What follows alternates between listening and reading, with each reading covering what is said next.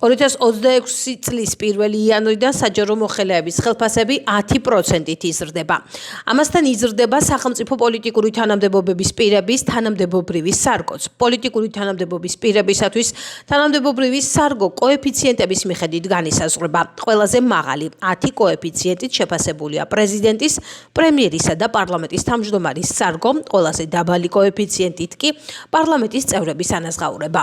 საბაზო თანამდებობრივი სარგოს მოცულობის გათვალისწინებით პრეზიდენტის ხელფასი თვეში 16,000 ლარი, წლიურად 192,000 ლარი იქნება. 16,000 ლარი იქნება ასევე პრემიერ-მინისტრისა და პარლამენტის თავმჯდომარის ხელფასები. წლიურად ეს თანხა 192,000 ლარს შეადგენს. მინისტრები თვიურად ხელფასის სახით მიიღებენ 13,600 ლარს, წლიურად ეს თანხა 163,200 ლარს შეადგენს. პარლამენტის წევრის ხელფასი თვეში 12,800 ლარი, წლიურად 153,600 ლარი იქნება.